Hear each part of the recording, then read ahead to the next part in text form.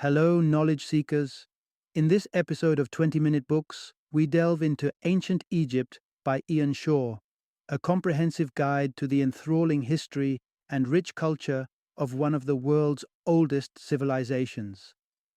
Published in 2021, this book offers readers a window into the multifaceted aspects of ancient Egyptian society, from its religious beliefs and mythologies to its revolutionary hieroglyphic writing system and profound ideas about death and mummification.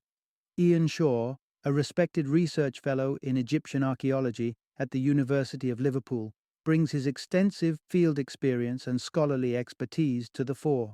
Having worked in significant archaeological sites like the city of Amarna and the Valley of the Kings, Shaw's insights are informed by first-hand discoveries and deep academic knowledge. He is also the author of notable works such as The Oxford History of Ancient Egypt and the British Museum Dictionary of Ancient Egypt, making him a leading authority on the subject. Ancient Egypt is an ideal read for students of archaeology or Egyptology seeking an engaging introduction to the subject, museum goers who wish to understand more about the culture displayed in exhibits, and history enthusiasts eager to explore the depths of the land of the pharaohs. Join us as we explore the timeless appeal and enduring legacy of ancient Egypt through the expert lens of Ian Shaw.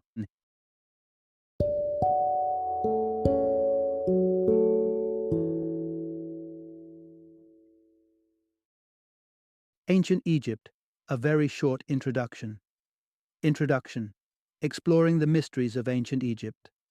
The mystical allure of ancient Egypt pervades our minds and media, casting a shadow that spans documentaries, movies, and literature. With its enigmatic pyramids, cryptic hieroglyphs, and tales of curses beyond the grave, this ancient civilization never fails to captivate the imagination. But beyond the myths and cinematic dramatizations, what actual knowledge do we hold about this incredibly sophisticated society? Most of us might only scrape the surface, knowing only what popular culture presents. This absence of deeper understanding is not due to a lack of interest, but rather the vast, often untapped reservoir of history that has been left relatively unexplored by the layperson. This script draws upon recent scientific findings and scholarly research to paint a modern and elaborate picture of ancient Egypt. As we delve into this narrative, we unveil things you might never have learned about this culture, discover why Egyptians, careful not to tempt fate, deliberately omitted the depiction of bird legs in their elaborate tomb paintings, understand how the royal beard evolved not just as a fashion statement but as a crucial symbol of pharaonic authority, uncover the expectations of the afterlife and the elaborate preparations, including mummification, believed to ensure a safe passage into eternity. Let's peel back the layers of time and myth to reveal the true colors of one of humanity's earliest and most intriguing civilizations. Part 1. Unveiling the rich tapestry of ancient Egypt's civilization. The story of ancient Egypt, a monumental civilization that stood proudly in northeast Africa for thousands of years, is replete with discoveries that continually reshape our understanding of its breadth and depth. A landmark discovery in 1898 by British Egyptologists James Quibell and Frederick Green brought to light a pivotal artifact in Egyptian history, the Narmer Palette. Unearthed from the ruins of an ancient temple dating back 6 millennia, this two-sided stone slab is adorned with intricate hieroglyphics and imagery, representing one of the earliest known uses of this script. The front side of the palette captivates with a depiction of two lions, their necks entwined, symbolizing the anticipated unification of Upper and Lower Egypt. Above them, a commanding figure of a king surveys the decapitated bodies of his foes, projecting power and dominion. Conversely, the reverse side portrays a grandiose image of Narmer himself, poised to strike a captive with a ceremonial mace. Such vivid illustrations not only underscore the might of kingship, but also act as a rich source for understanding the societal and cultural ethos of early Egyptian civilization, an era burgeoning as early as the 4th millennium BC. This tale of the Nama palette illuminates a civilization that transcended mere centuries, stretching back to a period when early hominids roamed northeast Africa around 400,000 years ago. Archaeological finds of stone tools in the expansive Sahara and human remains dating back to 55,000 years ago paint a picture of early nomadic life, which eventually gave way to settled communities around 6000 BC due to climatic shifts making the environment more hospitable. These early settlers, dictated by the whims of the Nile River and its annual floods, saw the emergence of sophisticated societal structures. The river's floods deposited fertile silt suitable for agriculture, anchoring the foundation of ancient Egyptian society, forever intertwined with the Nile's ebb and flow. The arid, preserving climate of Egypt has been a boon for archaeologists, safeguarding relics like tombs and temples that offer us glimpses into the past. Through these preserved artifacts, we continue piecing together the intricate puzzle of Egypt's grand history, from its pharaonic zenith spanning 3100 BC to 332 BC, through to the everyday lives of its people. Indeed, the Nama palette is not just a relic. It is a prism through which the entire civilization of ancient Egypt is glimpsed, telling tales of power, religion, and culture that shaped this enduring society through millennia. Part 2. The Enigma of Ancient Egyptian Hieroglyphs. Unraveling a Ceremonial Script. Imagine visiting the ancient temple dedicated to the goddess Isis on the tranquil island of Philae. Etched into the temple walls are mesmerizing hieroglyphic inscriptions dating back to the year 394 AD. This marking is significant not just for its age, but because it represents the last known usage of hieroglyphic script before it vanished from memory for over a millennium. This intriguing script was resurrected from the annals of history when Jean-François Champollion, a brilliant linguist, successfully deciphered the Egyptian script in 1822, potentially ending what could be described as the Dark Age of Egyptology. Previously, our knowledge of ancient Egypt was gleaned from Greek and Roman records or biblical narratives, essentially an outsider's perspective. With the deciphering of hieroglyphs, the door was open to understanding the true internal dynamics of Egyptian society from their own texts and records. The primary message to take away here is that ancient Egyptian hieroglyphs were primarily a ceremonial form of writing. They come in three distinct forms. First, there are ideograms, which are symbols that resemble the objects they represent, like a drawing of a man used to signify the word man. Secondly, there are phonetic hieroglyphs, which convey the sounds of the words they depict. Lastly, the Egyptians employed determinatives, symbols that clarify the meanings of the words around them. For instance, a symbol of walking legs at the end of a word could imply that the word is connected to movement. This intricate system can sometimes blur the lines between mere imagery and symbolic text, adding a layer of complexity to interpreting these inscriptions. Beyond just their complicated structure, hieroglyphs are also thought to have originated for ceremonial uses. A fascinating aspect of this belief in the ceremonial use of language is seen in how Egyptians interacted with their script. Convinced of the tangible power of words, they often omitted or altered symbols in tomb inscriptions that might attract or enable malevolent forces. For example, the act of erasing legs from depicted birds was believed to prevent these creatures, and thus any harm they might carry, from affecting the afterlife journey of the deceased. Despite their ornate nature and deep cultural significance, hieroglyphic inscriptions must be understood as the voices of the elite, rather than representative of the broader societal norms. They were not everyday communication, but rather the sacred text tailored for spiritual and ceremonial significance. To gain a holistic view of life during the Pharaonic era, we must therefore look beyond these elite inscriptions to a wider array of archaeological sources, ensuring a comprehensive understanding of this captivating civilization.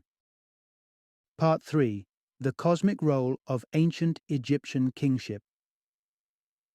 Our exploration into ancient Egyptian civilization brings us back to a pivotal artifact, the Narmer palette, whose depictions essentially map out the foundations of Egyptian kingship. Key among these is the iconic portrayal of a king brandishing a mace, poised to strike down his adversary. This image isn't just a portrayal of royal might. It embodies the pharaoh's divine mandate to uphold cosmic harmony by vanquishing chaos.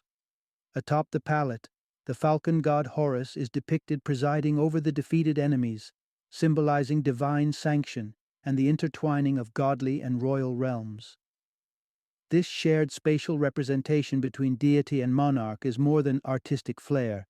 It's a visual testament to the pharaoh's divine right to rule, blurring the lines between celestial and terrestrial authority. In ancient Egypt, there was no concept of separation between church and state, mirroring how integrally connected the ruler's role was to the overarching cosmological beliefs. Herein lies the core message. The kingship in ancient Egypt was not merely a political role, but a celestial duty, intricately woven into the civilization's view of the universe. While this portrayal of rulers as divine figures is not unique to Egypt, with parallels seen in later European monarchies, Egyptian kings perhaps used these representations as a form of ancient propaganda to affirm their authority and divine right. This conjecture is supported by some Egyptologists who suggest that the tightly controlled state religion had a primary function of reinforcing the king's power. A compelling case in point is Pharaoh Hatshepsut, one of the rare female rulers who depicted herself in traditionally male regalia, including a false beard, likely to bolster her legitimacy. Her claims of divine origin, proclaiming her birth from the union of the god Amun and her mortal mother, are possibly an extension of her efforts to cement her divine status. But could it be that these kings genuinely believed in their own divinity? The concept that each pharaoh was an incarnation of Horus suggests that they viewed themselves not just as godlike, but as actual deities integral to the structure of the universe, pivotal in maintaining the cosmic order. One of the fascinating aspects of Egyptology, which sets it apart from other historical studies, is the physical preservation of pharaohs' mummified remains.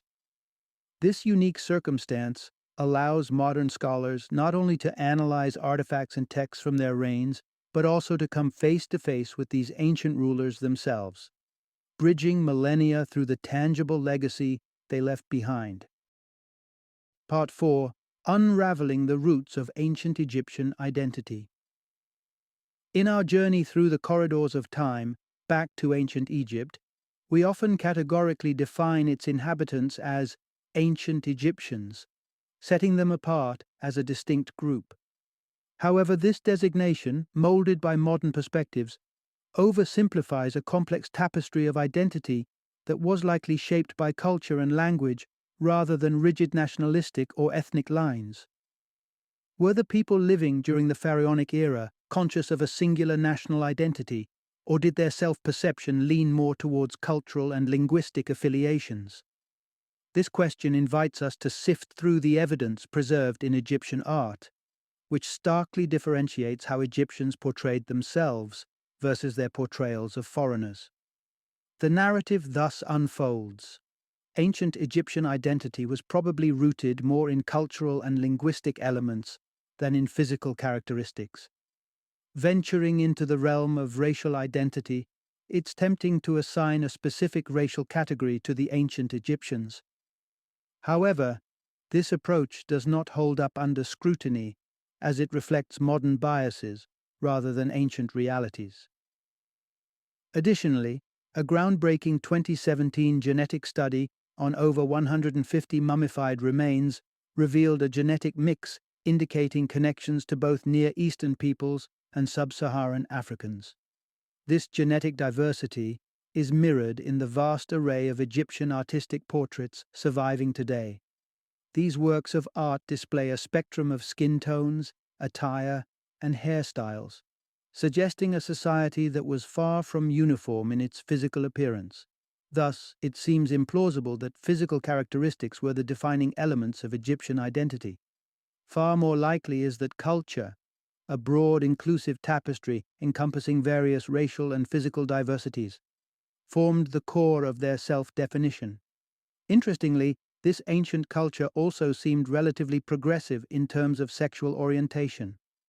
While predominant depictions in Egyptian literature and art showcase heterosexual relationships, there are indications that homosexual relationships were accepted within their society. For instance, the tomb of two royal manicurists from the 5th dynasty in Saqqara, presumed to be partners based on their intimate portrayals in tomb paintings, suggests a nuanced understanding of relationships that transcends modern categorizations. As today's global society grapples with questions of identity, encompassing race, ethnicity, gender, and more, ancient Egypt's approach to these issues offers rich fodder for contemporary research in Egyptology, making ancient insights relevant in modern discussions of identity and inclusivity. Part 5. Life, Death, and the Osirian Path to Eternity. Contrary to the gloomy stereotype often associated with them, the ancient Egyptians actually exhibited a robust zest for life. A glimpse into their tombs, vibrant with depictions of winemaking, music, dancing, and feasts, reveals a culture that deeply cherished earthly joys. Yet, it is undeniable that they also maintained a profound connection with the afterlife, much of which is attributed to the practices stemming from the cult of Osiris. The intrinsic message here is, the cult of Osiris emphasized intricate funeral rites to secure a passage into the afterlife. Osiris, a seminal figure in Egyptian mythology, was not originally a deity, but a mortal king whose life and post-life adventures captivated the Egyptian imagination. His narrative took a dark turn when he was deceitfully killed by his brother Seth, due to a betrayal involving Seth's wife. Post-murder, Osiris's body was dismembered and scattered, only to be later collected and reassembled by his devoted wife, Isis. This act of reconstitution marked the creation of the first mummy and laid the foundational myth that propelled the practice of mummification. In this belief system, maintaining the physical integrity of the body through mummification was paramount, as the spirit was thought to need a corporeal vessel to traverse to the afterlife. The process of mummification, as detailed by the ancient historian Herodotus, was both grim and fascinating.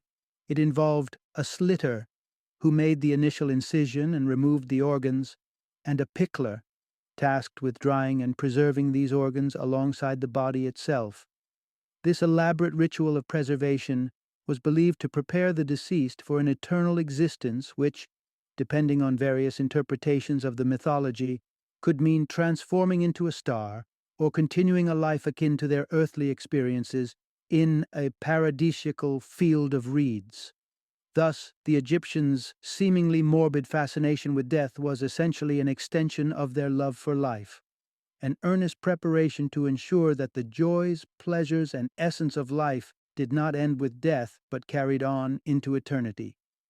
Through the practices ordained by the cult of Osiris, they sought not just to conquer death, but to affirm life in the most eternal sense imaginable. Part 6. The Sacred Veils of Ancient Egyptian Religious Practice.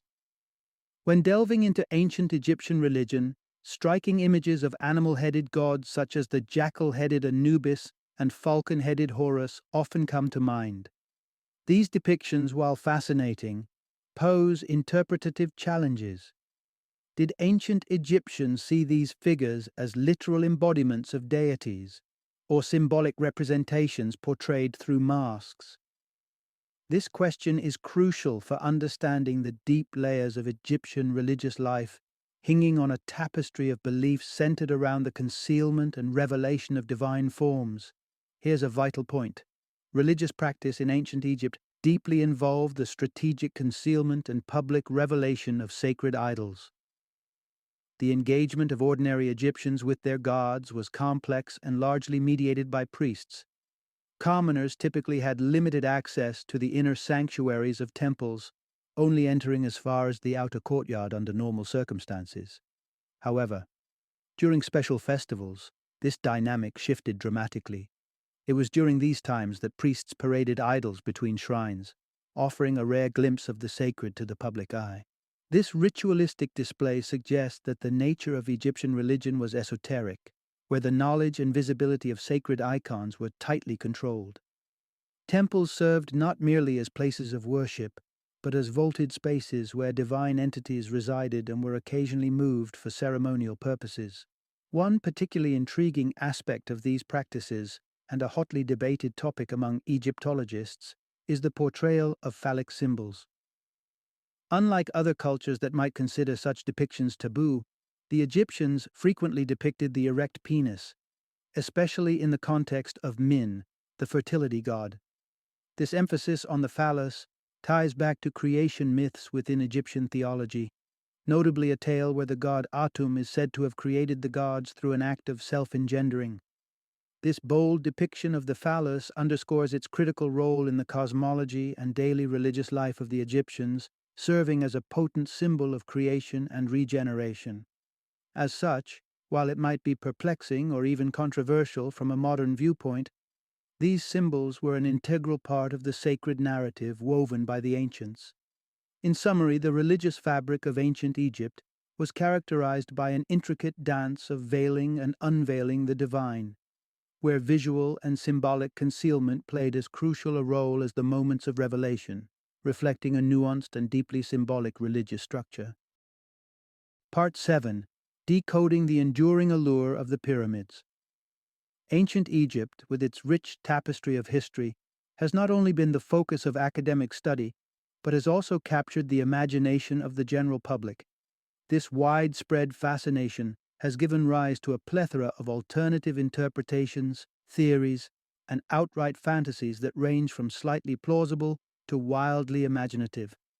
The pyramids, in particular, have been a magnet for such speculation, sparking debates and theories about their origins, construction, and purpose that often stray far from the archaeological facts.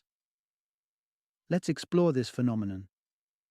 The pyramids have been the center of intense and often wild speculation for centuries. Throughout history, the pyramids have been subjected to various interpretations that reflect the zeitgeist of each era. For instance, in the 5th century AD, Julius Honorius, a Roman author, posited that the pyramids were granaries built by the biblical Joseph. During the Middle Ages, Arab scholars theorized that the pyramids were constructed to safeguard Egyptian knowledge from the destructive waters of Noah's flood. In more recent times, the theories have become even more sensational, with some suggesting that the pyramids were the handiwork of an advanced pre-Egyptian civilization, or even extraterrestrial beings. Such theories often undermine the ingenuity and capability of the ancient Egyptians, inadvertently casting a shadow of doubt over their remarkable architectural accomplishments. However intriguing these alternate narratives may be, they often share a somewhat troubling undertone, subtly implying that a sophisticated monument could not possibly have been the product of an African civilization. This undercurrent of skepticism can be seen as an echo of historical prejudices. The most plausible explanation remains that the ancient Egyptians themselves constructed the pyramids using their advanced understanding of mathematics and architecture. The pyramid's iconic shape is not only aesthetically striking, but also represents the most stable structure for such monumental constructions designed to stand the test of time. Despite the robust evidence supporting their origins, the pyramids continue to inspire a spectrum of theories. Some might say because the simplest explanation, though logical, lacks the mystique and intrigue that so many crave. As mainstream Egyptology progresses, shedding more light on these ancient structures, there will invariably remain those who choose the enchanting allure of mystery over the clarity of fact. Final summary. Ancient Egypt stands as a testament to human ingenuity and enduring fascination, a civilization that continues to captivate and inspire across centuries. At their core, the ancient Egyptians were not unlike us today. They navigated the complexities of power, contemplated the inevitability of death, and wrestled with profound philosophical inquiries, much like we do in the modern world. Yet, the ways in which they addressed these universal challenges through intricate death cults, the meticulous art of mummification, and symbolic celebrations of life and fertility, like the veneration of the phallus, were deeply rooted in their unique cultural and spiritual landscape. These practices, so distinct from contemporary methods of wrestling with life's big questions, lend ancient Egypt a veneer of mystique and otherworldliness. While it may be easy to view ancient Egypt as a fantastical realm utterly detached from the realities of modern life, it is this very strangeness, the radical difference in their solutions to common human dilemmas, that makes the study of their civilization so enriching. It challenges us to expand our own perceptions and understandings of what it means to be human. Despite our profound engagement with their world through the centuries, complete empathy with the ancient Egyptians eludes us. We are, inherently, outsiders, peering through the veils of time and interpretation, trying to reconstruct a world that combined the everyday with the divine, the practical with the mystical. As we continue to explore and learn from ancient Egypt, we are reminded of the power of the past to inform our present and influence our future perceptions. In this way, the legacy of ancient Egypt is not merely in the monuments and texts they left behind, but in the enduring call to deeper understanding and appreciation of the rich tapestry of human history.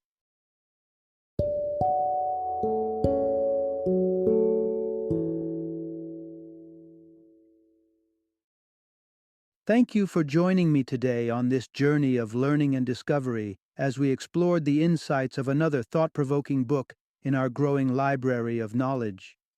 If you've enjoyed our time together, please take a moment to follow our podcast, give us a 5-star rating, and share 20-minute books with other knowledge seekers. Your support truly means a lot. Don't forget to join me again in the next episode, where we will delve into another enriching book. Until then, happy reading and happy listening.